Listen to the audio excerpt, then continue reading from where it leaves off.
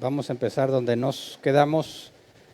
La clase pasada acabamos el capítulo 8 y bueno, dije que los últimos versículos del 8 no los iba a analizar con detalle para analizarlos hoy, junto con el capítulo 9, porque nos habla del pacto que Dios hace con Noé y con los demás. Pero vamos a Génesis 9, 9 al 10 para ver nuestro pasaje base. Dice, yo establezco mi pacto con ustedes, con sus descendientes y con todos los seres vivientes que están con ustedes, es decir, con todos los seres vivientes de la tierra que salieron del arca, las aves y los animales domésticos y salvajes. Es Génesis 9, del 9 al 10. El nombre del tema es Pacto con Noé. Y bueno, a pesar de que dice que el pacto es con los descendientes y con todo ser viviente, ahorita vemos por qué le pongo pacto con Noé en particular. Pero vamos primero a analizar todo el capítulo, bueno, no todo el capítulo 9, perdón, es como la mitad.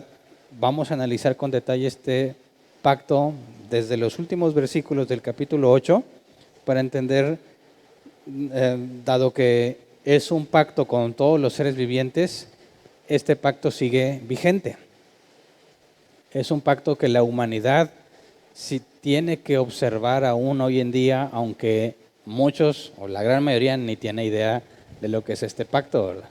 Entonces vamos a recordar lo que vimos en Génesis 8, versículo 20 al 22. Vimos que Noé, después de bajar del arca, ofreció un holocausto que fue agradable a Dios y nos describe el inicio de lo que vemos como un pacto que hasta el capítulo 9, versículo 11 lo vemos ya definido como tal. Dice Génesis 8, 20 al 22, luego Noé construyó un altar al Señor y sobre ese altar ofreció como holocausto animales puros y aves puras. Cuando el Señor percibió el grato aroma, se dijo a sí mismo, aunque las intenciones del ser humano son perversas desde su juventud, nunca más volveré a maldecir la tierra por culpa suya. Tampoco volveré a destruir a todos los seres vivientes como acabo de hacerlo. Mientras la tierra exista, habrá siembra y cosecha, frío y calor, verano e invierno y días y noches. Y bueno, este pasaje también lo habíamos revisado cuando vimos en la creación, ¿verdad? La parte de los cielos, la tierra y los seres vivientes y cómo Dios en ese sentido promete que la tierra no va a destruirse antes de tiempo, ¿verdad? Porque sabemos bíblicamente que tiene un fin. Y lo que está aquí garantizando Dios es que no se va a acabar prematuramente, ¿verdad? Ni aún por la injerencia del ser humano. Eso no justifica que seamos negligentes, ¿verdad? Pero eso nos dice que la tierra va a ser funcional hasta que Dios decide terminar con ella. Entonces, mencionábamos la clase pasada que esto era el principio del pacto que se describe y no tenemos mucha información, pero recordando que en el original no existen los capítulos ni los versículos, capítulo 8 y capítulo 9 es un solo relato. Así que quisiera que leyéramos completo primero todo lo que Dios establece en este pacto, que es del versículo 1 al 11 en el capítulo 9, del 1 al 11 lo leemos seguido y luego vamos desglosando punto por punto porque hay mucha información interesante que ver aquí. Entonces, lo leemos completo, Génesis 9, del 1 al 11. Dice, Dios bendijo a Noé y a sus hijos con estas palabras, sean fecundos, multiplíquense y llenen la tierra. Todos los animales de la tierra sentirán temor y miedo ante ustedes, las aves, las bestias salvajes, los animales que se arrastran por el suelo y los peces del mar. Todos estarán bajo su dominio. Todo lo que se mueve y tiene vida, al igual que las verduras, les servirá de alimento. Yo les doy todo esto. Pero no deberán comer carne con sangre, la sangre es vida. Por cierto, de la sangre de ustedes yo haré de pedirles cuentas. A todos los animales y a todos los seres humanos les pediré cuentas de la vida de sus semejantes. Si alguien derrama la sangre de un ser humano, otro ser humano derramará la suya. Porque el ser humano ha sido creado a imagen de Dios mismo. En cuanto a ustedes, sean fecundos y multiplíquense. Sí, multiplíquense y llenen la tierra. Dios les habló otra vez a Noé y a sus hijos y les dijo, yo establezco mi pacto con ustedes, con sus descendientes y con todos los seres vivientes que están con ustedes. Es decir, con todos los seres vivientes de la tierra que salieron del arca, las aves y los animales domésticos y salvajes. Este es mi pacto con ustedes. Nunca más serán exterminados los seres humanos por un diluvio, nunca más habrá un diluvio que destruya la tierra. Entonces vemos que en el versículo 11 nos dice, este es el pacto, ¿verdad? Pero lo que está incluido en el pacto lo vemos desde el versículo 1. Entonces, el pacto no consiste nada más en que Dios no va a destruir la tierra, sino que también hay ordenanzas y hay estatutos que se tienen que cumplir. Entonces, vamos a analizar a detalle cada uno de los puntos que están mencionados aquí y empezar a sacar conclusiones que nos ayuden a comprender la magnitud del pacto y cómo es que se lleva a cabo por medio de Noé. Lo primero que dice el versículo 1 es: Dios bendijo a Noé y a sus hijos, ¿verdad? Y esta bendición la encontramos también, vimos que había un paralelismo entre lo que sucede después de salir del arca y al principio de la creación. Adán y Noé están recibiendo prácticamente la misma tarea. Obviamente estaban solamente Adán y Eva cuando se les dijo que Dios los bendecía y que se les pidió que se multiplicaran, ¿verdad? Ahora aquí tenemos que Dios bendice a Noé y a sus hijos. Y obviamente está la esposa de Noé y las nueras, ¿verdad? Les dice: sean fecundos, multiplíquense y llenen la tierra. Ahora, la palabra fecundos aquí es el griego para, que se traduce como dar fruto, florecer o prosperar. Ser fecundo normalmente en nuestro idioma lo entendemos como tener hijos, ¿verdad? Pero en el original les dice dar fruto, se podría entender como tener hijos, pero también les dice prosperar y florecer, que obviamente tiene que ver con tener hijos, pero no exclusivamente el reproducirse, ¿verdad? Les dice sean fecundos y luego dice multiplíquense, del hebreo rabá, que se traduce como ser grandes, o sea, de grandeza, o convertirse en muchos. Tiene que ver también con tener hijos, pero también con la grandeza, con una buena administración de lo que se les ha dado. Ahora, esto lo analizo a detalle porque no muchas generaciones atrás, las personas cuando leían estos pasajes entendían que tú debías tener todos los hijos que Dios te mandara. Porque si el mandato es llenar la tierra y nada más tienes 3 hijos, te estás quedando muy corto, ¿verdad? No sé cuántos de ustedes todavía alcanzaron a estar en una familia de 15 o más personas. Yo veo la familia de mi mamá y eran 12, y si te vas más atrás, pues 15, 20, eran familias muy numerosas, y el argumento que se usaba es que era parte del deber de un cristiano el ser fecundo y multiplicarse. Ahora, si eso es cierto, entonces estamos en pecado todos nosotros, ¿verdad? Porque ¿quién de aquí tiene al menos 10 hijos? No, nadie. Bueno, 5. ¿Quién tiene 5? Ahí hay uno con 5. 4. Eso ya es más o menos, ¿verdad? Todavía dices, 4, pero ya está.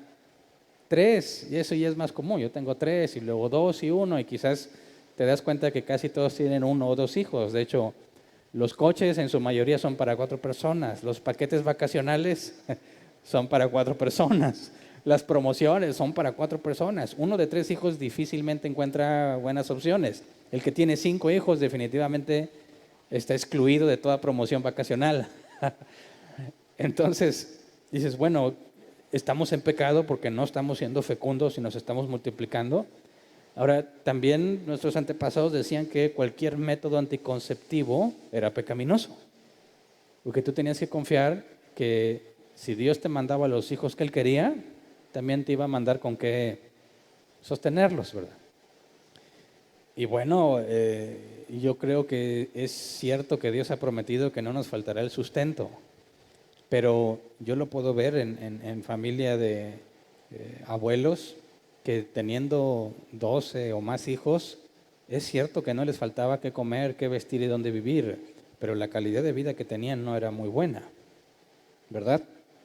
Ahora, viendo el original, aquí está dándose un mandato de que tienes que tener todos los hijos que puedas. No, eso es equivocado. Porque al momento en que se nos pide que florezcamos, prosperemos, que seamos grandes, implica también multiplicarse, pero habla principalmente de una administración. ¿Cómo puedes florecer y prosperar si eres un derrochador o un negligente? No puedes. Entonces, en el mandato está implícito no solo el multiplicarte, y aunque no está especificado qué tantos hijos debes de tener, tenemos casos en la Biblia donde tienen 2 hijos, ¿verdad? ¿Qué tal los hijos de Isaac? Y entonces estaba en pecado. No necesariamente. Entonces era un error, y pienso que es un error tratar de encontrar aquí un mandato de tener todos los hijos que puedas tener, porque en el original también se especifica en cuanto a ser un buen administrador, prosperar, florecer, ser grandes. Entonces, es bueno que nos multipliquemos, y la Biblia es clara también que no a todos se les ha concedido. Hay muchas historias de mujeres que no tenían la capacidad de engendrar hijos. Algunas Dios les concedió y otras no. Así que cuando nos está hablando aquí de sean fecundos, multiplíquense y llenen la tierra, bueno, está implícita una buena administración de lo que Dios te está dando para poder cumplirlo. Luego nos dice en el versículo 2, todos los animales de la tierra sentirán temor y miedo ante ustedes. Las aves, las bestias salvajes, los animales que se arrastran por el suelo y los peces del mar. Todos estarán bajo su dominio. Todo lo que se mueve y tiene vida, al igual que las verduras, les será de alimento. Yo les doy todo esto. Y este es un cambio muy importante que hay que considerar. Antes del diluvio, la Biblia es clara en que solo se comía verduras, ¿verdad? Todos eran vegetarianos, humanos y animales. Después del diluvio, Dios hace que los seres humanos sean omnívoros, tanto vegetales y verduras como carne. Omnívoro es de todo, ¿verdad? Comemos de todo. Y fíjate bien que no hace ninguna distinción entre animal puro o impuro. Todo lo puedes comer, todo. La prohibición de comer animales impuros viene hasta la ley de Moisés. De manera que en este punto podías comer lo que fuera. Todo se había dado. Y cuando nos habla del temor que sentirían los animales, aves, bestias, animales que se arrastran por el suelo y los peces del mar, bueno, tienen sentido verlo como un sistema de supervivencia. Ahora, imagínate, antes del diluvio, ¿las personas se comerían a los animales, sí o no? ¿Qué opinas? La Biblia enseña que toda planta y todo fruto se había dado para comer, ¿verdad?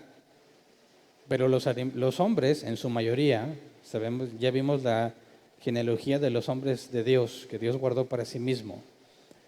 Toda la humanidad, excepto esos, eran totalmente corruptos. Su maldad era enorme. ¿Crees tú que se mantuvieron obedientes y solo comían verduras? ¿O existe la posibilidad, puesto que se rebelaron en todo, que también empezaran a comer animales? Es posible. No estaba permitido. Aquí lo que Dios está instituyendo ahora es un permiso. Puedes comer de todo y los animales te van a temer. Entonces, esta idea de introducir el comer carne puede que no haya sido nueva, sino ahora es tolerada. Esa es una alternativa. Otra alternativa es que no comían carne puesto que el cuerpo no estaba adaptado para hacerlo. Es una posibilidad. Si Dios crea al ser humano y a los animales y todos son vegetarianos, quizás no tenían la capacidad de comer carne, no les resultaría interesante, ni atractiva, ni antojable. Y algunos ven en esta parte la institución de la cadena alimenticia en el reino animal. Y esto quisiera aclararlo. ¿Te imaginas? Bueno, sí entienden a qué me refiero con cadena alimenticia, ¿verdad? Los animales se van comiendo unos a otros. Tienes el nivel más bajo que son las plantas, ¿verdad? Y luego tienes a los herbívoros y luego tienes a los carnívoros. Y entre los carnívoros todavía hay jerarquías. El más fuerte se come al más débil. Ahora, ¿eso estaría presente desde el principio de la creación? ¿Sí o no? Cuando Dios vio que todo era bueno, ya estaba incluida la cadena alimenticia, donde el león perseguía a otros animales para comérselos. Si vemos en la Escritura que la muerte entró por el pecado de Adán y Eva, ¿verdad? Siendo Adán el responsable, si entró por el pecado de Adán y la muerte entró al mundo por eso, ¿existiría la cadena alimenticia antes de que Adán y Eva pecaran? Sería muy difícil decir que sí, porque no podrías explicar la muerte y el sufrimiento del que está siendo devorado. Entonces, algunos ven en este pasaje la institución de comer carne, no nada más en el ser humano, sino en el reino animal también. Y entonces empezaría lo que conocemos como cadena alimenticia, y es cuando se habla del temor de parte de las bestias. Si no sé si te has puesto a analizar a una paloma cuando baja y anda ahí por el suelo, cualquier ave en particular, ¿te has fijado que siempre están volteando a todos lados? ¿Por qué? Pues no se las vayan a comer, no les vaya a pasar algo. Los únicos animales que pueden descansar relajados son los que no tienen amenazas inminentes, ¿verdad? Un perro puede descansar tranquilo, aquí no hay nada que se coma un perro. Pero si dejas un perro allá en la sabana, no va a estar nada tranquilo, porque hay muchas cosas que se lo pueden comer. Entonces, tú puedes ver el temor reflejado en los animales, no nada más para con el ser humano, sino entre ellos mismos. Entonces, algunos entienden, y me parece que no es descabellado, el pensar que aquí se está instituyendo el que un ser vivo pueda comer a otro ser vivo, y explicaría la cadena alimenticia que encontramos ahora, porque no tendría explicación esa cadena alimenticia antes del pecado de Adán. Algunos dicen, bueno, no está mencionado, pero cuando Adán pecó, seguramente los animales empezaron a comer unos a otros. Bueno, eso es difícil de explicar porque la Biblia aclara que todos eran herbívoros.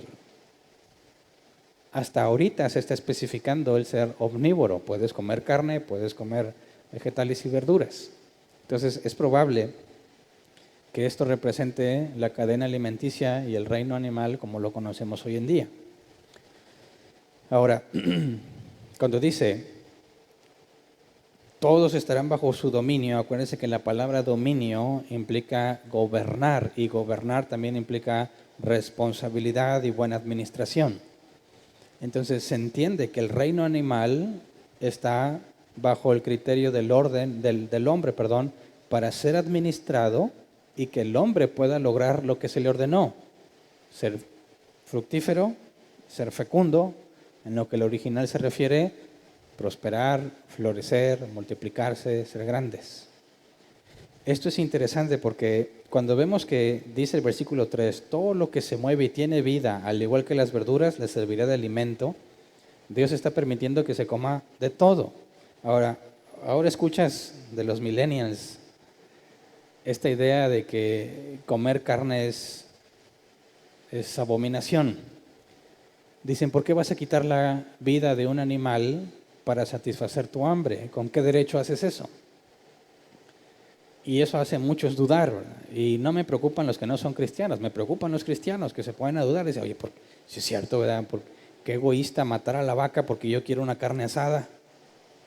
¿Con qué derecho mato a la vaca? ¿No ves los pósters de por qué amas a uno y te comes al otro? Y viene la foto de un perrito y de un cerdito, ¿verdad? Y bueno, esa pregunta no tiene sentido allá en China, ¿verdad? Se comen los dos. Tiene sentido acá con nosotros. Y a unos lo ves como mascota, y bueno, yo también he visto videos de gente que tiene puerquitos como mascota, ¿verdad? Se ven muy bonitos cuando están chiquitos, se ven muy raros cuando están grandotes y los tienes en la casa, ¿verdad? Pero dices, bueno, es que es mal, es algo malvado que lo mates para comer. Y tienen que pasar por la mente estos pasajes de la Escritura, donde tenemos que cuestionarnos, ¿vale lo mismo la vida de un animal que la vida de un ser humano? ¿Es válido tomar la vida de un animal para comer? ¿Sería igualmente válido que un animal tome la vida de un hombre para comer? Ahora, esas cosas son muy confusas en nuestra sociedad y han hecho o han tratado de elevar el valor de la vida animal al mismo nivel que la vida del ser humano. Y eso ha generado muchísima confusión. Tienes a personas rescatando a perros mientras los niños mueren de hambre. Ahora, ¿qué es lo que encontramos aquí? Dios dice, les he dado todo, todo está bajo su dominio. Y eso implica que todo el reino animal puede ser administrado para el sostenimiento humano. De manera que Dios está estableciendo un valor distinto para la vida animal que para la vida humana. Pero sigamos leyendo porque nos da más información. Dice el versículo 4, pero no deberán comer carne con sangre, la sangre es vida. Y aquí pone una restricción, dice, puedes comer de todo, pero no puedes comer carne con sangre. ¿Qué significa comer carne con sangre? Hay dos posibilidades. Número uno, carne cruda, ¿verdad? O agarrar el animal y comértelo así con todo y sangre y lo que sea. O yo he sabido de algunos platillos que están más abajo del término medio y la carne todavía está ensangrentada, ¿verdad? Tiene sangrita y algunos lo consideran delicioso. A mí no. Así que yo no estoy pecando de esto, pero hay de ustedes. Comer carne con su sangre, aquí Dios establece una conexión. La sangre es la vida. Y obviamente sabemos que un animal que tiene sangre en su cuerpo, le quitas la sangre, pues se muere, ¿verdad? Cierta pérdida de sangre, aunque no lo hayas drenado completamente, no puede sostenerse la vida. Pero la conexión entre la sangre y la vida se mantiene aún en el sistema sacrificial. Vamos a Levítico 17:11, porque vamos a ver que las leyes o las reglas que Dios está poniendo en el pacto con Noé siguen vigentes o simplemente son detalladas en el pacto con Moisés. Entonces Levítico 17:11 dice, porque la vida de toda criatura está en la sangre. Yo mismo se las he dado a ustedes sobre el altar para que hagan propiciación por ustedes mismos, ya que la propiciación se hace por medio de la sangre.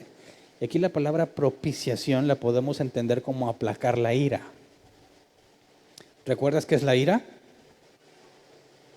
Es un atributo de Dios, aborrece lo malo. Y la ira de Dios demanda justicia.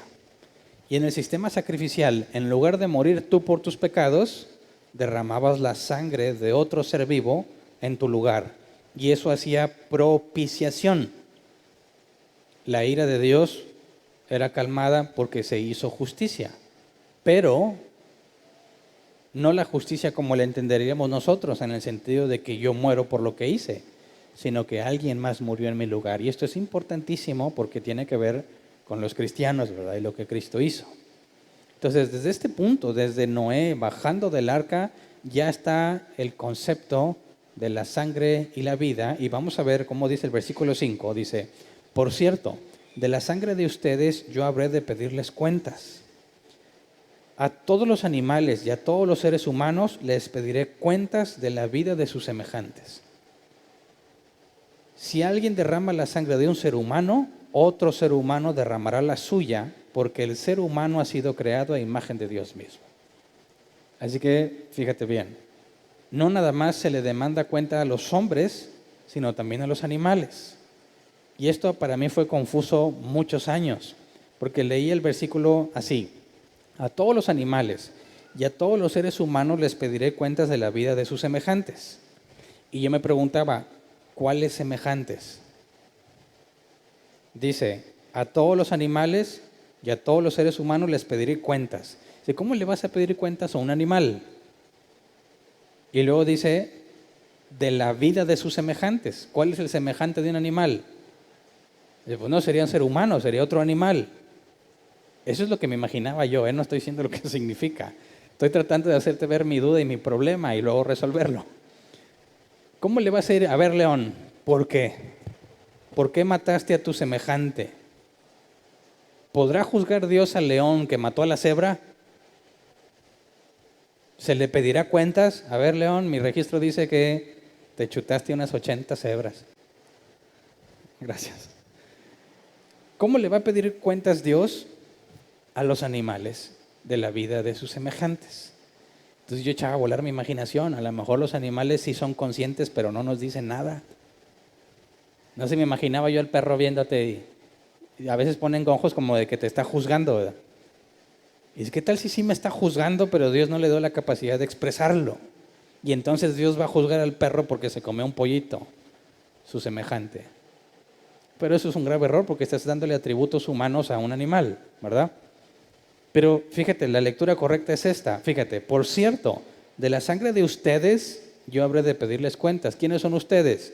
Noé y sus hijos, ¿verdad? A todos los animales y a todos los seres humanos les pediré cuenta de la vida de sus semejantes. ¿De quiénes son sus semejantes? Los de Noé y de sus hijos, ¿no? De los animales. El animal no es el sujeto ahí principal en la oración. Está hablando con Noé y los suyos, y los semejantes son los de Noé y los suyos. Y aún a los animales les va a pedir cuentas. ¿Cómo es esto que Dios pide cuentas de un animal? Eso lo vemos detallado en la ley de Moisés. Por ejemplo, vamos a Éxodo 21, 28. Éxodo 21, 28. Dice, si un toro cornea y mata a un hombre o a una mujer, se matará al toro a pedradas y no se comerá su carne. En tal caso, no será responsable al dueño del toro. Ese es el punto. Si un animal mata a un ser humano, ¿qué se debe hacer con ese animal? Matarlo. ¿Bajo qué principio? Dios dijo, y leímos en Génesis, que si un hombre mata a un hombre, pagará con su sangre. Bueno, y si un animal mata a un hombre, hablando de generalidad, ¿verdad? Hombre o mujer, el animal paga con su sangre. Eso es lo que indica que a tanto a hombres como a animales se les demandará la sangre de sus semejantes, o sea, de cualquier hombre. Entonces, fíjate bien, Dios da los animales por comida al hombre, lo puede matar. El hombre puede matar para comer, pero si el animal mata, aunque no sea para comer, el animal debe pagar con su sangre. Si un ser humano mata, debe pagar con su sangre. Y fíjate, el versículo 29 dice, si el toro tiene la costumbre de cornear, se le matará a pedradas. Si llega a matar a un hombre o una mujer, si su dueño sabía de la costumbre del toro, pero no lo mantuvo sujeto, también será condenado a muerte. El dueño por negligencia, porque sabe cómo es el toro, ¿verdad?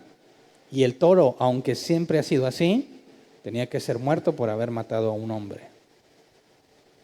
¿Me explico? Entonces, Dios está diciendo también que si una persona mata a otra persona, pena de muerte para el asesino.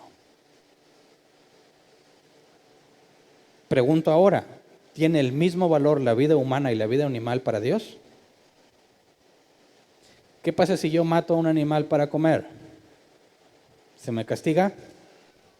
No. Si un animal mata a un ser humano, hay que matarlo. ¿Vale lo mismo la vida del hombre y la vida del animal? Claro que no. Claro que no. Por eso la decisión entre a quién salvarías, a un perro que se ahoga o a una persona que se ahoga. Muchísimos contestan que al perro, porque las personas son malas. Bueno, eso es pecado. Porque bíblicamente hablando, Dios nos da la razón por la cual la vida humana vale más. Dice, porque el ser humano ha sido creado a imagen de Dios mismo. El ser humano ha sido creado a imagen de Dios mismo, ningún otro ser vivo. Y el ser humano, por esa razón, la vida del ser humano tiene más valor que la vida de cualquiera en el reino animal. Nuestra sociedad penaliza gravemente destruir un huevo de un águila en peligro de extinción, pero les ha dado libre paso a todo el que quiera matar a su hijo en el vientre. Dime si no es absurdo. A los ojos de Dios eso es abominación, es pecado. Cuidan más a ciertas especies animales en peligro de extinción que a muchos niños que se están muriendo de hambre. Y eso es pecado, aunque la sociedad lo acepte. Aunque la sociedad otorgue el mismo valor a la vida, sigue siendo pecado, porque Dios ha estipulado claramente que el ser humano tiene un valor incomparable al compararlo con el resto de la creación. Ahora, ¿significa que podemos matar a cualquier animal porque nos place? Claro que no, porque el mandato es dominarlos y eso implica gobierno, administración. Ahora, podemos cuestionarnos si el método con el cual se les mata es apropiado o no, ¿verdad? Si estamos administrando y efectivamente el animal sufre, tendríamos que buscar la muerte más limpia posible. Pero eso nunca va a invalidar que el animal puede ser muerto para sostenimiento del hombre. Ahora, una cosa más. Aún si no se sabía quién había matado a un hombre, tenía que pagarse con sangre. Pero ¿cómo se resolvía? Imagínate que te encuentras a alguien muerto. ¿Quién lo mató? ¿Quién sabe? ¿Habría que hacer algo al respecto? ¿Quién va a pagar? ¿Se puede hacer una investigación para encontrar al asesino? ¿O simplemente se puede matar a un animal? ¿O cómo aplica? Bueno, Dios también dejó detalle en ese aspecto. En Deuteronomio 21, versículo 1 al 9. Deuteronomio 21, 1 al 9 dice: si en algún campo de la tierra que el Señor tu Dios te da en posesión, si hay un muerto y no se sabe quién pudo haberlo matado, tus ancianos y tus jueces irán y medirán la distancia que hay entre el cuerpo y las ciudades vecinas. Entonces los ancianos de la ciudad más cercana al muerto tomarán una becerra, a la cual nunca se le haya hecho trabajar ni se le haya puesto el yugo. La llevarán a algún valle donde no se haya arado ni plantado y donde haya un arroyo de aguas continuas, y le romperán el cuello. Los sacerdotes levitas pasarán al frente para cumplir su tarea, porque el Señor tu Dios los eligió para pronunciar bendiciones en su nombre y para administrar y decidir en todos los casos de disputas y asaltos. Luego todos los ancianos del pueblo más cercano al muerto se lavarán las manos sobre la becerra desnucada y declararán: no derramaron nuestras manos esta sangre, ni vieron nuestros ojos lo ocurrido. Perdona, Señor, a tu pueblo Israel, al cual liberaste, y no lo culpes de esta sangre inocente. Así quitarás de en medio de ti la culpa de esa sangre inocente y habrás hecho lo recto a los ojos del Señor. Es decir, aun si no se supiera quién fue el asesino, se tenía que pagar con sangre. Entonces, la vida humana es valiosa por sobre todo lo demás en la creación, y por eso se debe preservar, pero en ciertas circunstancias se puede quitar la vida humana, ¿verdad? Porque dice que si alguien mata a otro, debe pagar con su sangre. Así que, si yo te preguntara, ¿la pena de muerte es aceptada por Dios, sí o no? ¿Qué contestarías? Que sí. De hecho, ese es el precio por pagar por matar a alguien más. Y no había forma de librar al asesino. Números 35, 30 al 33. Dice: solo por el testimonio de varios testigos se le podrá dar muerte a una persona acusada de homicidio. Nadie podrá ser condenado a muerte por el testimonio de un solo testigo. No aceptará rescate por la vida de un asesino condenado a muerte. Tendrá que morir. Tampoco aceptará rescate para permitir que el refugiado regrese a vivir a su tierra antes de la muerte del sumo sacerdote. No profanes la tierra que habitas. El derramamiento de sangre contamina la tierra, y solo con la sangre de aquel que la derramó es posible hacer expiación en favor de la tierra. Entonces, si alguien había asesinado a otro, no había forma de que fuera librado. No se podía pagar una fianza con tal de que no muriera. Tenía que morir irremisiblemente. Si esa pena estuviese funcionando en nuestras leyes, las cosas serían muy distintas, ¿verdad? En la gran mayoría de los casos, las cárceles no estarían sobrepobladas. Pero dices, ¿cómo puedes decir que Dios pone un máximo valor a la vida humana y al mismo tiempo te dice, mátalo, como si no valiera nada? ¿Se entiende? Es cierto que es lo más valioso, pero precisamente por ser lo más valioso, solo se paga con la sangre humana. Entonces, esto es interesante porque aunque lo estoy detallando en la ley de Moisés y cómo Dios empezó a dar reglas más explícitas, desde que Noé baja del arca, ya está esto que Dios le ha otorgado al ser humano para juzgar y aplicar la pena de muerte en ciertas condiciones permitidas. Precisamente esto es lo que da fundamento al gobierno humano. Fíjate, vamos a Romanos capítulo 13, versículo 1 al 7. Palabras del apóstol Pablo, dice: todos deben someterse a las autoridades públicas, pues no hay autoridad que Dios no haya dispuesto.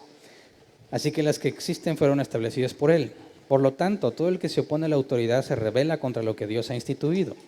Los que así proceden recibirán castigo, porque los gobernantes no están para infundir terror a los que hacen lo bueno, sino a los que hacen lo malo. ¿Quieres librarte del miedo a la autoridad? Haz lo bueno y tendrás su aprobación, pues está al servicio de Dios para tu bien. Pero si haces lo malo, entonces debes tener miedo. No en vano lleva la espada, pues está al servicio de Dios para impartir justicia y castigar al malhechor. Así que es necesario someterse a las autoridades no solo para evitar el castigo, sino también por razones de conciencia. Por eso mismo pagan ustedes impuestos, pues las autoridades están al servicio de Dios, dedicadas precisamente a gobernar. Paguen a cada uno lo que corresponda. Si deben impuestos, paguen los impuestos. Si deben contribuciones, paguen las contribuciones. Al que deben respeto, muéstrenle respeto, y al que deban honor, ríndanle honor. Así que desde Noé, Dios ha entregado autoridad para juzgar, determinar si hubo asesinato o no y aplicar justicia, quitar la vida del asesino. Y lo que el apóstol Pablo está diciendo está fundamentado desde los tiempos de Noé. No en vano lleva la espada, es decir, tienen autoridad de parte de Dios para castigar al malhechor. Entonces, agregando a las cosas que Dios está poniendo en su pacto, la humanidad también está recibiendo la responsabilidad de juzgar y hacer justicia. ¿Ok? Entonces, quitar la vida de un ser humano requería que alguien juzgara lo que sucedió y aplicara justicia, y si se comprobaba que había habido un asesinato, tenía que quitarse la vida. Pero el que le está quitando a la vida por motivos de justicia no es un asesino. ¿Me explico? Este conflicto lo encuentran muchos cuando en los 10 mandamientos dicen no matarás. Dicen, ¿cómo voy a cumplir no matarás si tengo que matar al que mató? Por eso, al verlo en el original, el mandamiento no es no matarás, sino no asesinarás. Porque cuando administras justicia y le quitas la vida a uno, no estás asesinando. Asesinar implica premeditación, alevosía y ventaja. Asesinato, hablas de sangre inocente. Cuando tú matabas al culpable, no es asesinato porque no era inocente. ¿Me explico? Por eso dicen algunos, no dicen no matarás, y Dios mandó a la guerra a su pueblo muchísimas veces, pues porque matar en defensa propia tampoco es asesinato. ¿Me explico? Aún en las leyes humanas, sobre todo en Estados Unidos, si alguien entra a tu casa, tú tienes derecho de portar armas y de matar al que está invadiendo la propiedad. Y si lo mataste porque invadió tu propiedad, no eres culpable. Y es el mismo principio que vemos, aunque no igualmente regulado, pero este es el asunto. Si alguien mata bajo las condiciones que Dios ha permitido, no es asesinato. Pero si alguien asesina, entonces debe de pagar con su vida. Si un animal mata a un ser humano, el animal debe ser muerto. Si un ser humano mata al animal para comer o para sostenimiento, que muchas veces no los matan nada más para comer, sino por otros bienes que se pueden obtener del animal, no es condenado ni penalizado por Dios. Así que claramente, bíblicamente hablando, la vida del ser humano es más valiosa que la vida de cualquier animal. Entonces, cuando algún vegano o vegetariano te diga, no, comer carne es pecado, hay que invitarle que lea capítulo 9 de Génesis, ¿verdad? Bueno, sigamos con el pacto. Versículo 8, Dios les habló otra vez a Noé y a sus hijos. Les dijo, yo establezco mi pacto con ustedes, con sus descendientes y con todos los seres vivientes que están con ustedes. Es decir, con todos los seres vivientes de la tierra que salieron del arca, las aves y los animales domésticos y salvajes. Ahora, yo digo que este es un pacto con Noé y aquí nos dice que este es un pacto para con todos. Pero recordemos que el único justo era Noé. Todos merecían la muerte. Pero lo que está haciendo Dios aquí es que por medio de la justicia de Noé, Dios está beneficiando a todos los demás. ¿Verdad? Por uno, beneficia a muchos que no lo merecen. Y les extiende los beneficios que el mismo Noé recibiría. Como si ellos mismos fueran Noé. Como si ellos mismos fueran justos. Aunque no hay testimonio de que los hijos de Noé, ni sus esposas, ni la esposa de Noé, fuera justa a los ojos de Dios. Así que tienes el claro ejemplo de un mediador, un representante de la humanidad aceptado por Dios y que el resto de la humanidad se beneficia por este individuo. Lo mismo vemos con Moisés.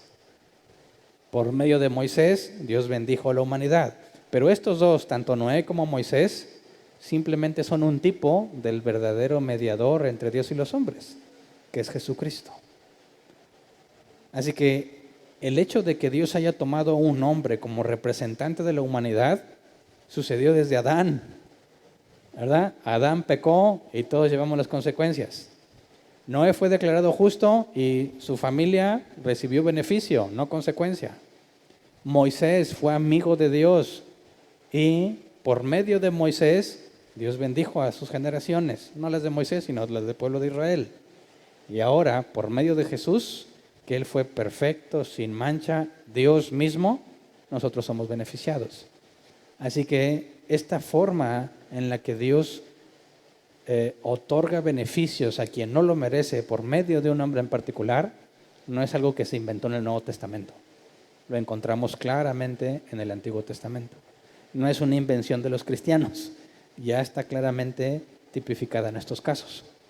Entonces, es el pacto de Dios con Noé, porque por medio de Noé bendice a los demás. Hablamos del pacto con Moisés o la ley de Moisés, porque en Moisés se benefician los demás, y luego hablamos del nuevo pacto en Cristo.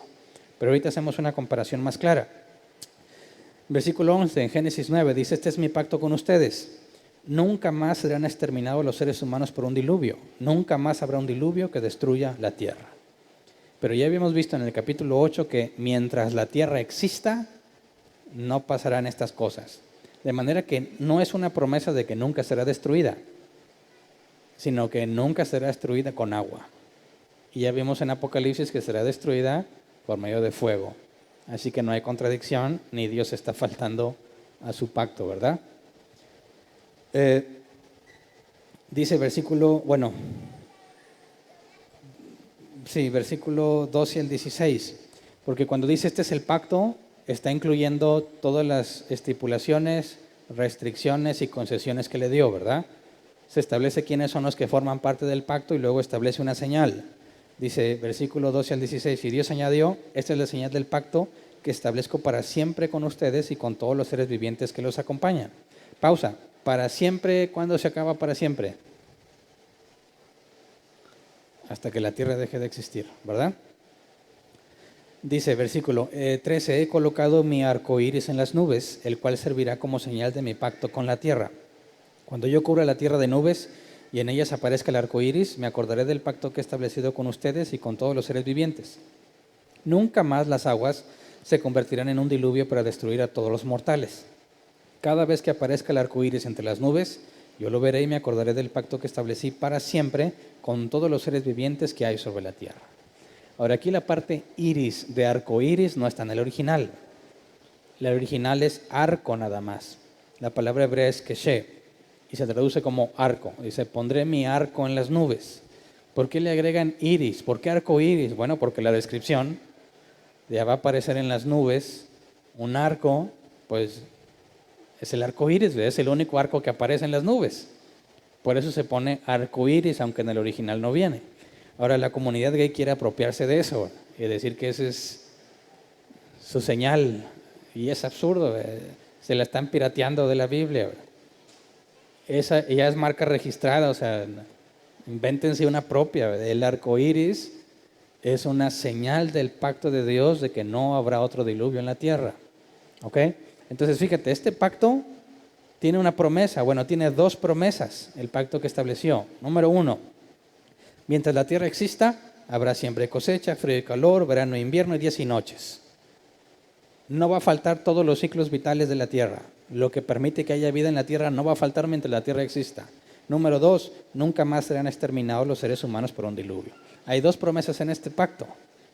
Tiene mandatos o estatutos, y ya los vimos. Puedes comer de todo, está bajo tu dominio, si quieres administrarlo, no puedes asesinar, si alguien asesina hay que hacer juicio, tiene que ser ajusticiado, no puedes comer carne con su sangre, y están esas regulaciones, ¿verdad?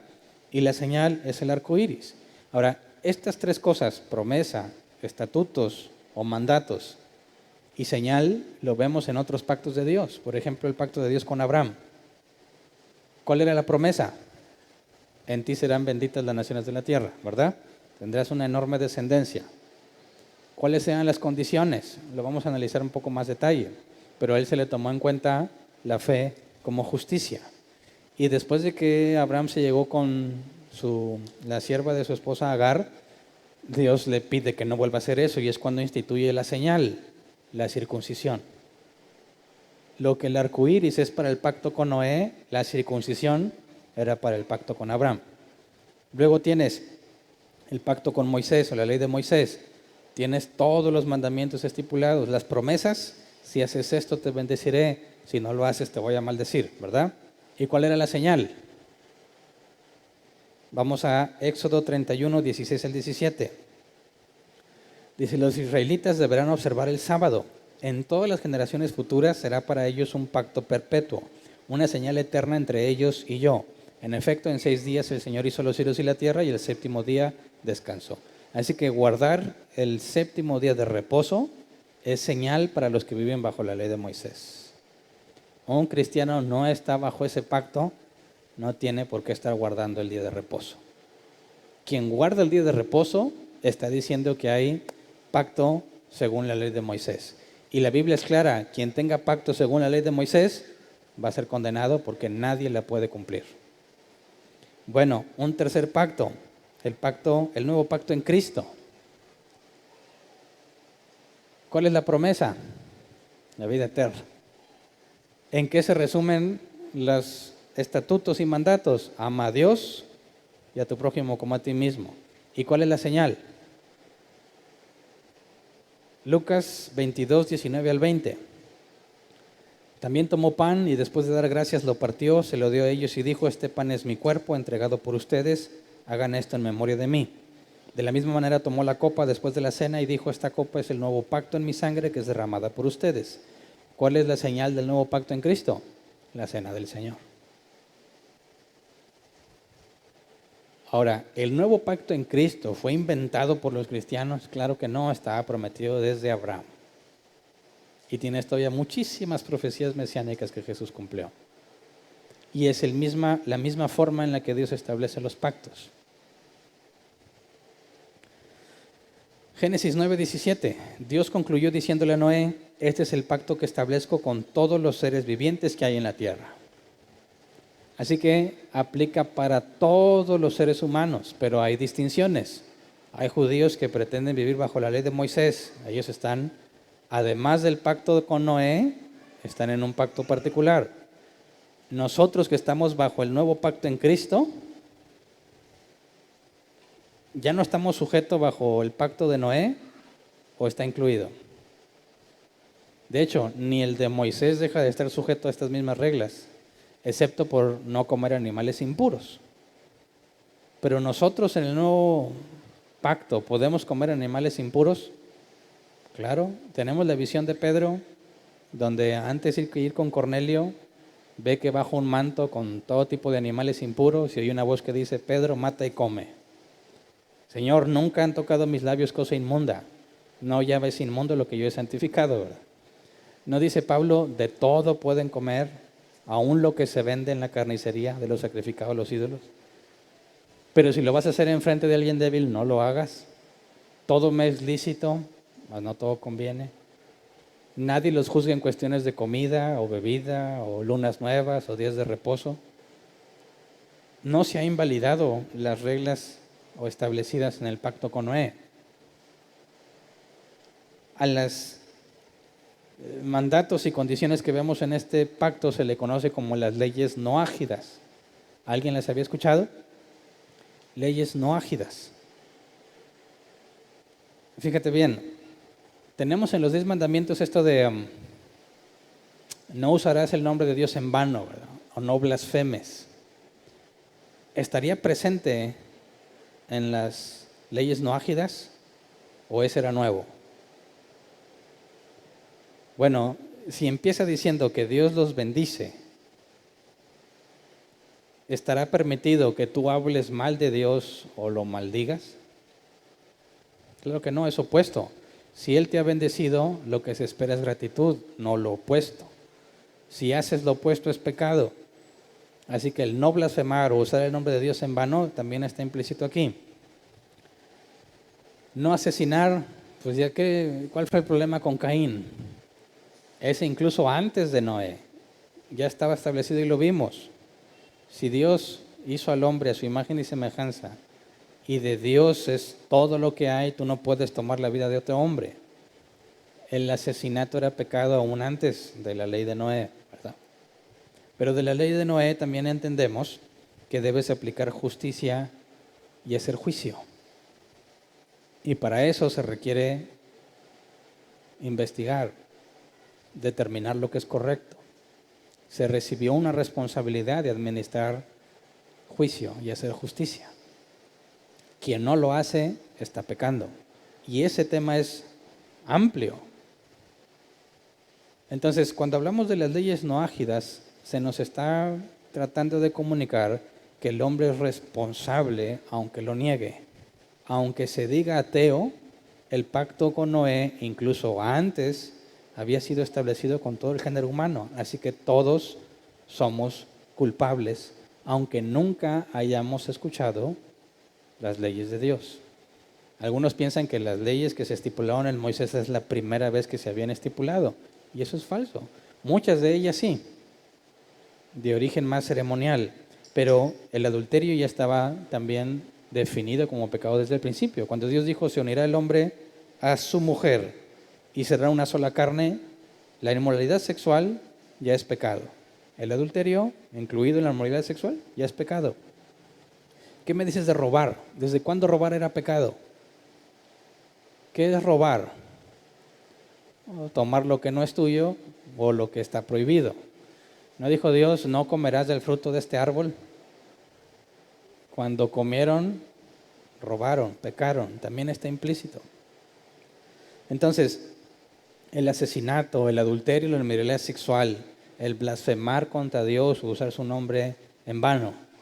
¿Qué me dices de los ídolos? ¿Sería pecado la idolatría desde el principio o no? Bueno, si Dios creó al hombre, hacer un ídolo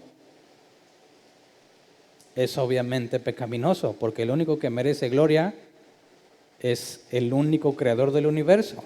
Así que también la idolatría era claramente especificada como pecado. Entonces podemos ver cómo, bueno, si nos vamos a la carta a los Romanos, capítulo 1, Pablo dice que ninguno tiene excusa. Todos además tenemos en nuestra conciencia la capacidad de identificar cuando haces algo bien o algo mal. Y fue una pregunta que se le hizo a los romanos en el campamento. Según la carta a los romanos, ¿cómo va a juzgar Dios a los que no tienen ley? A los que nunca conocieron la ley de Moisés. Bueno, según sus conciencias. Porque sus pensamientos a veces los acusan y a veces los aprueban. Y dice, Dios va a juzgar los pensamientos del hombre. Entonces, no nada más estaba, digamos, dice, oye, pues yo nunca estuve ahí con Noé para que me dijeran, oye, hay un pacto. No, porque también Dios lo puso ya intrínsecamente en ti y sabes cuando estás haciendo algo mal. Entonces, aunque nunca escucharas Génesis 9 o Génesis 1 o Deuteronomio y Éxodo en la ley de Moisés, aún así fuiste capacitado para saber que estás haciendo lo malo. Ninguno tenemos excusa. Entonces, estas leyes noágidas, como las que encontramos desde el principio en la creación, han estado vigentes desde que existe la humanidad. Y todos tienen que rendir cuentas a Dios por esto mismo. Nosotros sabemos que en Cristo, en el nuevo pacto, nuestra justicia no juega, no tiene nada que ver, es la justicia de Cristo. Y como Él fue perfecto, Dios nos ve a nosotros perfecto. La paga por nuestro pecado fue pagada en Cristo. Siendo uno en Cristo, somos librados de la muerte. Eso en ningún momento te da permiso de hacer lo que tú quieras, ¿verdad? Porque si realmente Dios pagó por tus pecados, dice la Escritura que te hizo nacer de nuevo. Y ya no eres del mundo para vivir como los del mundo, ahora eres nueva criatura. Entonces, vemos que lo que hizo Dios a través de Noé benefició a la humanidad, pero no se compara con lo que hizo Cristo. Lo que Dios hizo por medio de Moisés benefició a la humanidad, o en ese específico, pero no como lo hizo Cristo. El ejemplo máximo es Jesús. Entonces, bueno, a raíz de este pacto, todo lo que seguiremos leyendo, vas a poder ver cómo claramente la humanidad es pecaminosa. Y esto que se recibió a oídos mínimo de Noé y haya sido comunicado a sus hijos, tuvo que haber sido comunicado de generación en generación. Empieza, y no lo vamos a ver hoy, pero empieza a narrar con el primer problema familiar después del diluvio. Noé se embriaga y el hijo menor, Cam, hace algo que Noé no está dispuesto a tolerar y maldice a su hijo. Y vamos a estudiar ese asunto de maldecir. ¿Cómo es que se cumplió? Alguien puede maldecir a otro y se va a cumplir. Si alguien te maldijo, te va a ir mal. ¿O por qué cuando Noé maldice al hijo de Cam se cumple? Pero lo vamos a estudiar un poco más adelante. Por lo pronto vamos a ponernos de pie y vamos a orar.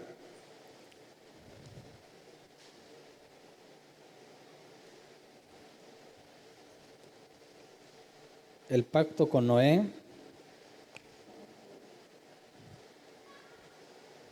es el ejemplo más claro que podemos entender que desde entonces la humanidad tiene en claro lo que Dios demanda. Y así como Dios es bueno, también es justo. Y si alguien mataba a otro y le decía, perdóname Dios, ¿Dios lo perdonaba? ¿Cuál es la respuesta? No, debía morir. Ni siquiera con dinero se podía rescatar. Ahora, ¿te das cuenta de lo duro que era eso? Eso es la forma más fácil de entender la justicia. Mataste a alguien. Perdóname, Señor, perdóname. Mueres. ¿Por qué? Si Dios es bueno. Porque Él es justo. Y Dios le dijo a Moisés, tendré misericordia de quien yo quiera tenerla. Dios no está obligado a tener misericordia de nadie. Si Él tiene misericordia de ti es porque Él quiso, no porque la merezcas. Hay más pasajes en la Escritura donde dice que Dios no quiso perdonar a Judá. No quiso. ¿Por qué? Porque no está obligado a tener misericordia. Si pudieses obligar a tener misericordia a Dios, ya no es misericordia. La misericordia requiere libertad del que la da para concederla o negarla. Y si Dios decide negarla, no lo hace eso injusto, sino al contrario. Eso confirma que Dios es justo. Y si tú y yo estamos aquí a pesar de nuestro pecado, ¿en qué consistirá? En sola misericordia, gracia de Dios, porque no nada más no toma en cuenta nuestros pecados, sino que te da las bendiciones como si fueses el único hombre justo en la faz de la tierra, porque nos ve como si fuéramos Cristo.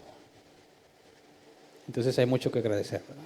Vamos a orar. Señor, gracias por todo lo que nos has dado, a pesar de que éramos ignorantes de todo lo que nos has concedido, Señor. Podemos ver claramente que es cierto que tú amas, pero también es cierto que tú eres justo, Señor, y queremos pedirte que nos concedas comprenderlo. No experimentarlo en carne propia, Señor, porque confiamos en que tú eres fiel y justo para perdonar nuestros pecados por la obra de Cristo. Pero permítenos entenderlo de manera que no vivamos como si mereciéramos tu misericordia. Y no vivamos nuestra vida con negligencia pensando que al cabo tú nos vas a perdonar, como si eso fuese oportunidad para hacer lo que quisiéramos. No, Señor, concédenos vivir en disciplina. Tú has dicho que disciplinas a tus hijos, Padre, y te pedimos que cuando decidimos hacer lo malo no se nos deje sin corrección. Disciplínanos, Señor, es lo que te rogamos, para saber que somos hijos tuyos, Padre, para sabernos escogidos, sabernos librados de la vida venidera, no por nuestros méritos, sino por los tuyos, Señor. Así que, conforme estudiamos la Escritura, permítenos que nuestro entendimiento sea abierto y podamos ver la enorme gracia y misericordia que se nos ha concedido. Conforme más vemos la maldad, Señor, concédenos no vernos a nosotros como superiores, sino como parte de toda esa humanidad malvada y depravada, que ahí debiéramos estar si no fuera por tu misericordia. Así que, Señor, concédenos vivir una vida digna del llamamiento que nos has hecho, como Pablo lo pide. Que podamos, Señor, ser humildes en nuestro proceder cuando veamos a los demás, entre nosotros como hermanos y entre aquellos que son incrédulos, no vernos a nosotros mismos nunca como superiores, sino, como dice tu palabra, de lo más vil y despreciable tomaste. Así que Manténnos en el lugar que nos corresponde, Señor. Que ninguno de nosotros se exalte sobre los demás, sino que podamos estar conscientes de la enorme gracia recibida. Gracias por todo lo que nos has dado y lo que nos darás, Señor. Amén. Pueden sentarse, pasemos a la sección de preguntas. Si tienes una pregunta, levanta tu mano, tenemos 15 minutos para responder. Si es más de una, dale oportunidad a los demás, ¿ok? ¿Alguien tiene una pregunta? Levante su mano.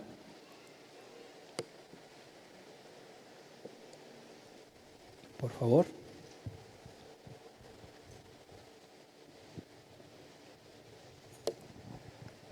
Buenas noches. Las personas que en cacería matan animales, entonces están en pecado.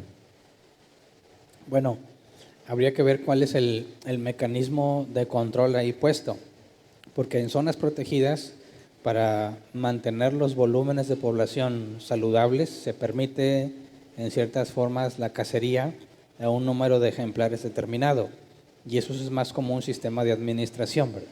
Donde la sobrepoblación de cierta especie puede causar problemas en el ecosistema y se permite la cacería en ese contexto. ¿Pudieses analizar qué tan aceptable es que una persona se divierta cazando un animal? Y ahí ya entraríamos en un ámbito subjetivo y personal, ¿verdad? Yo no estoy de acuerdo, ni me parece justificable que a una persona le parezca entretenido quitarle la vida a un ser vivo por diversión. Me parece absurdo, pero viendo que hay mecanismos en los que se permite para mantener cierta población, pues puede entrar en debate, ¿verdad? Pudiese haber otras formas de mantener a la población delimitada que no tenga que ver con la diversión por cacería, así, pero ya entraría en lo subjetivo. Así que mi opinión personal es que no debería permitirse, pero bueno. Es que si es por diversión, aún y que esté permitido por la cuestión del control, pues ya sería pecado, ¿no? Es que tendríamos que ver el tema del dolor. ¿Es aceptable que un hombre se divierta con el dolor de un animal? Me parece que no. Y hay algunos que argumentan que no sabe si realmente le duele. No sé si has escuchado ese argumento. Dicen, bueno, parece que le duele, pero ¿sabes tú si le duele? Y aunque parece una respuesta obvia, no lo es. De hecho, no hay forma de demostrar que experimentan el dolor como nosotros lo entendemos. De hecho, algunos se han preguntado que si cuando los animales dan a luz les duele, y tampoco hay forma de comprobarlo. Y algunos toman un fenómeno que le llaman, ¿cómo le llaman? Ceguera, no me acuerdo cómo es el término, ya se me olvidó. Que dicen que hay personas que no pueden ver, tienen sus ojos bien funcionales, pero no ven, y han hecho experimentos aventándoles objetos, y algunos de ellos han sido capaces de atraparlos, aunque no sabían que se los había aventado, pero al mismo tiempo no ven. Y tratan de encontrar una explicación, bueno, ¿cómo es que se comporta como si viera, pero al mismo tiempo no está consciente de la visión? Porque en definitiva no ve. Y dicen, parece que sí, pero no. Y algunos argumentan que en el reino animal existe este tipo de funcionamiento donde desde nuestra perspectiva parece que duele, pero en realidad no lo es. Como lo que ellos dicen, mira esta madre abnegada salvando a sus cachorros, y ponen normalmente un perrito salvando a sus cachorritos, pero nunca te ponen a la madre abnegada que se come a sus hijos simplemente porque detectó que alguno estaba enfermo o porque alguien los agarró, ¿verdad? Como sucede con las ratas.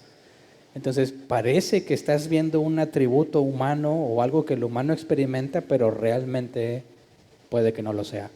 Y a eso me refería con que ya entras en un ambiente más subjetivo, porque no podríamos demostrar objetivamente el grado de dolor que experimenta. Ok, gracias. ¿Alguien más?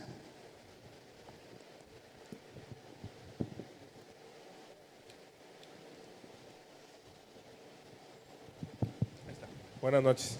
Buenas noches. Con respecto al Antiguo Testamento, cuando se emitía, o sea, una persona, por ejemplo, mató a otro, el pago de entiendo que el pago era la muerte. La pregunta es, ¿esto habla también de en la eternidad o también va a ser sometido a juicio esa persona o ya es en automático la perdición? No es salva esa persona en este caso, desde esa perspectiva. ¿O era nada más temporal en ese asunto? Es una pregunta interesante, sobre todo a la luz de lo que pasó con David. David que mandó matar al esposo de Betsabé, ¿verdad? Urías. Algunos argumentan que no se le acusó precisamente por eso, porque vemos que Dios lo perdonó. Y en la ley de Moisés no había sacrificio que pudiera expiar al que mató a otra persona. Entonces, la pregunta viene a ser compleja porque tendríamos que preguntarnos si un hijo de Dios pudiese hacer algo así. Y si hiciese algo así, ¿encontraría perdón? Y en palabras de Jesús, sabemos que hay un pecado imperdonable que no es el asesinato. Entonces, ¿pudiese alguien que fue un asesino nacer de nuevo y ser absuelto de sus pecados? La respuesta parece obvia, sí, ¿verdad? Las cosas viejas pasaron. Ahora la pregunta es, ¿alguien que nació de nuevo y asesina a otro hombre realmente perdería su salvación ya que nació de nuevo? Sabes que la respuesta es no, pero la pregunta sería entonces, ¿realmente nació de nuevo? Y ahí es donde se vuelve complejo, ¿verdad? Ya que no hay un versículo que lo diga literalmente, es un comportamiento que no esperas de un hijo de Dios, el que haya asesinado a otro hombre. Entonces ahí la pregunta no sería si hay perdón o no, sino si nació de nuevo o no. Si no nació de nuevo, aún haya matado o simplemente haya mentido, tiene consecuencias eternas, ¿verdad? La condenación no tiene que ver solamente porque mataste, simplemente porque hayas mentido es suficiente para condenar. Pero ese ya es más un tema de determinar si el individuo había nacido de nuevo o no. ¿Alguien más?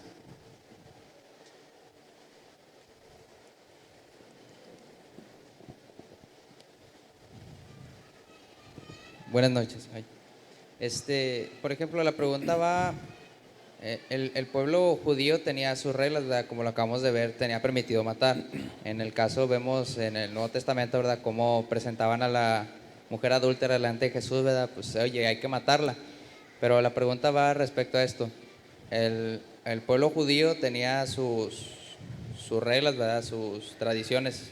En el caso de eso, pues si encontrabas a alguien adulterio, pues podías matarlo, ¿verdad? Si tu hijo era desobediente o algo así, creo que lo podían apedrear delante del público. Entonces, vemos en la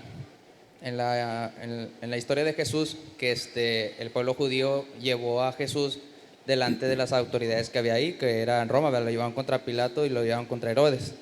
Entonces, las otras autoridades, ya que los judíos residían en Jerusalén, ¿verdad?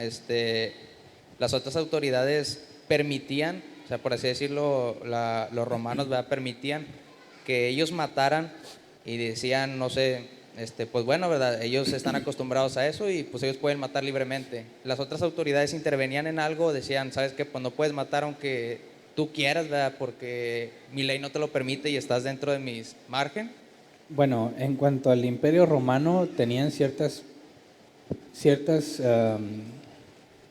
libertades en cuanto a sus reglas, pero todo parece indicar que no tenían permitido el asesinar, por eso tenían que acudir a las autoridades romanas para que se hiciera un juicio. Tenemos, por ejemplo, la muerte de Esteban. Dicen, ¿por qué no lo llevaron a las autoridades romanas para que se hicieran cargo de él?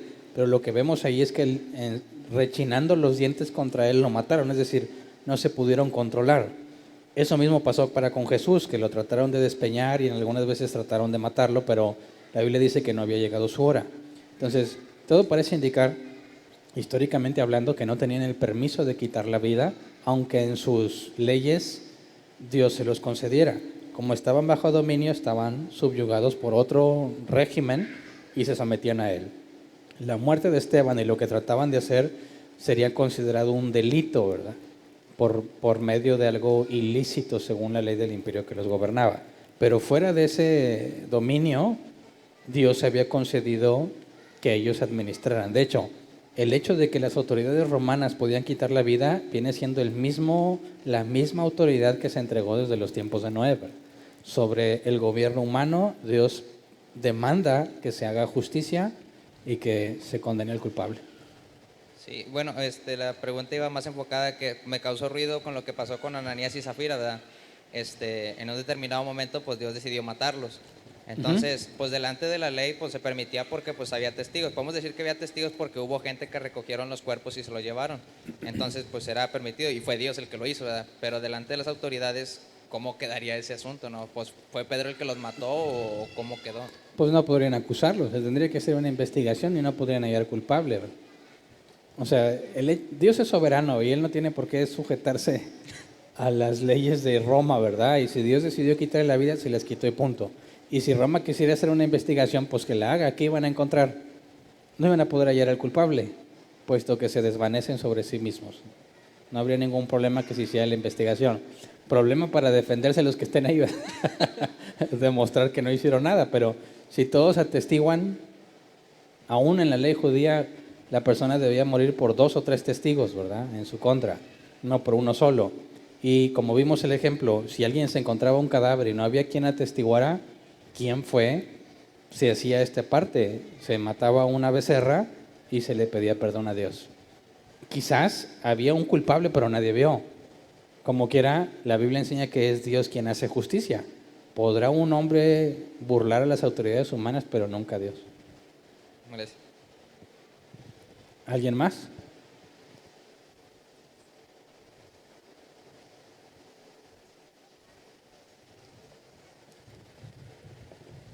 Sí, buenas noches. Pastor, te escuché decir algo así como que las leyes que que están implícitas en este pacto de Noé, no recuerdo, no entendí bien la palabra que usaste. No ágida.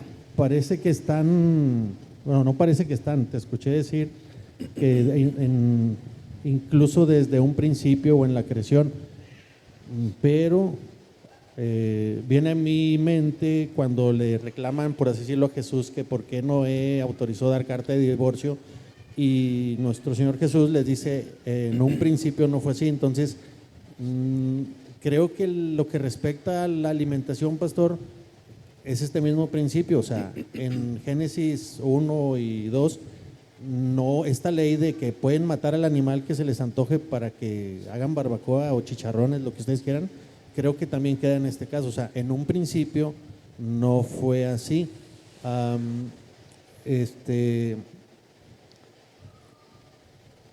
¿Qué opinas tú, pastor, de los científicos? Yo la verdad no tengo estudios científicos, ¿verdad? No te lo puedo comprobar, pero hay gente estudiosa que dice que el que todo lo sabe, el que todo lo puede, nuestro Dios, dice que nuestro maxilar, o sea, no estamos hechos, el diseño del fabricante, ni nuestros intestinos, ni nuestro sistema digestivo, Dios no lo hizo para andar comiendo animales.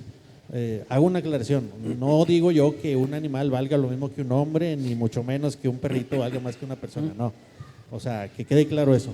Pero hay estudios científicos que dicen eso, o sea, no tenemos la mandíbula de un tigre, de un león, ni el sistema digestivo de ese tipo de animales que matan y comen pues otros animales, otra carne.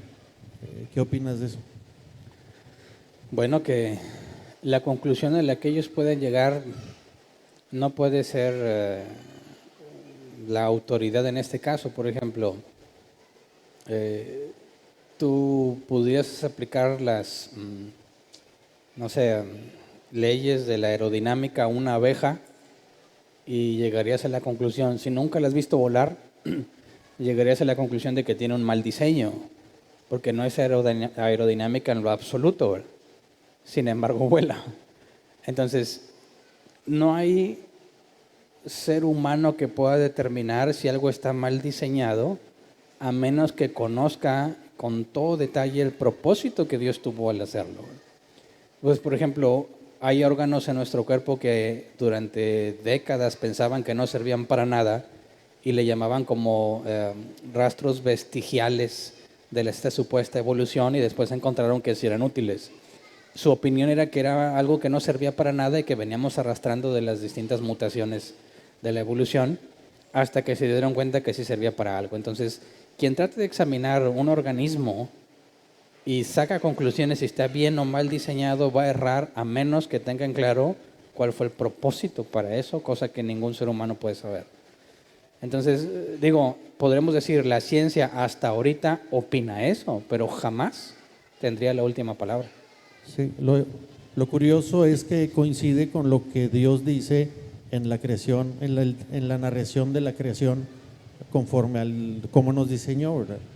Sí, pero es Por muy así decirlo, peligroso. les tendríamos que dar ese cierto sentido de razón, porque Dios no se equivoca. Sí, y si no. Dios en un principio nos hizo así, pues ni modo que se haya equivocado y haya rectificado. Ah, no, se me olvidaba que sí pueden comer carne, ¿verdad? No, pero no es muy prudente apoyarnos en lo que la ciencia ha encontrado ahorita, porque la ciencia es cambiante. Por ejemplo, si quisieras apoyarte en la ciencia en cuanto al universo hace 80 años, te hubieran dicho el universo es eterno y te contradice Génesis 1. Después se descubre que el universo no es eterno, sino que tiene un principio. Dices, ya ves, ahí está, la ciencia lo valida. Sí, pero esa misma ciencia decía que no. Ahora, ¿qué asegura que en 30, 40 años la ciencia va a seguir siendo igual? Nada. Va a cambiar y ahora lo puede contradecir. Entonces, no es prudente tratar de tomar la ciencia como algo para validar la escritura, porque es cambiante y nunca se mantiene constante. Gracias. Muy bien, se acabó el tiempo, ¿verdad? Ahí